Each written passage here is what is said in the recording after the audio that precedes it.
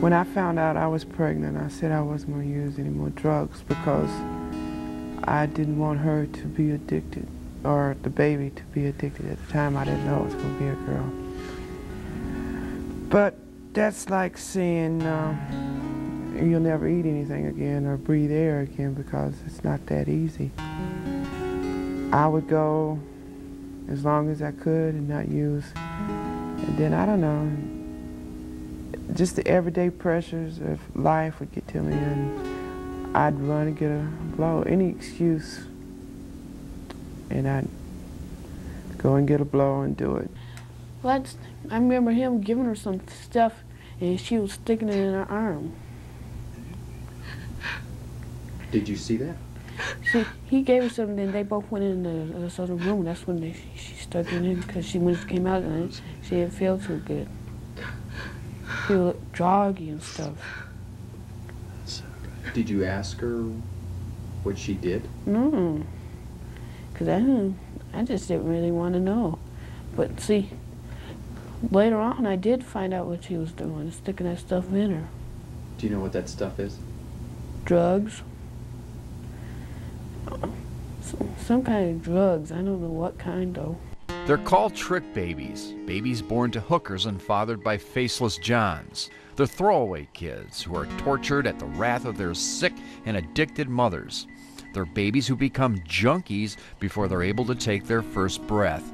And Martie was one of the cruelest offenders. What were you taking at the time? Heroin.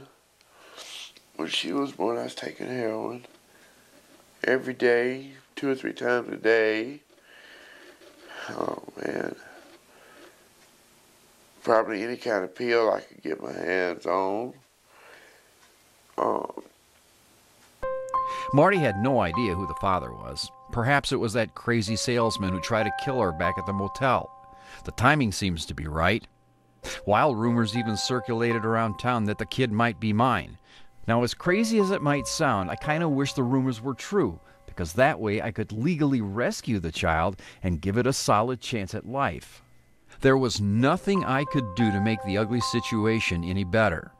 And I became sick to my stomach every time I snapped a picture, because I knew I was just as guilty as Martie for failing to intervene in what was destined to turn out to be a tragedy in more ways than one.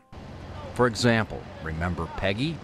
Well, she got pregnant around the same time as Martie, and she, too, kept working the streets. Do you feel it'll hurt you being out here? Not if I do it right, no.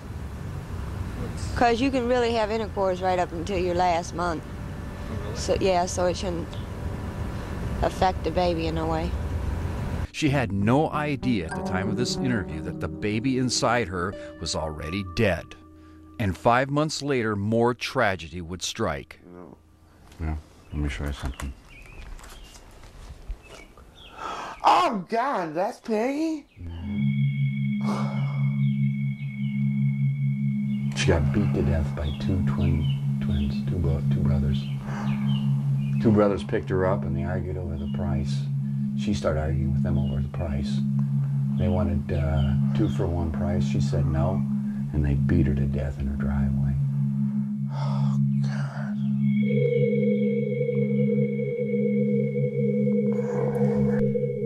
Following a steady diet of poisons, and pills, and alcohol, Martie's baby remarkably survived her pregnancy. But the delivery was still difficult.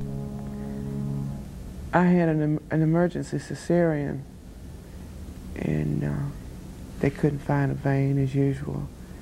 So they had to do a cut down, what they call a cut down, cut into my chest and run it up through a vein in my neck. On July 3rd, 1980, Martie gave birth to Sunita Jamina Bonner. And surprisingly, she turned out to be a beautiful child, not unlike every other baby in the ward. But I knew her future was dim, and so did Martie. So she made one of the most painful decisions any mother could make. I can sit here and tell you it's all for the best, that I couldn't have done a better thing, but I don't like it. I'd love to be with her. But living the kind of life that I live, she is better being adopted by someone instead of being with me. Samita would be set free, set adrift in a sea of uncertainty and despair, with a slim chance that perhaps someone will come along and claim her as their own.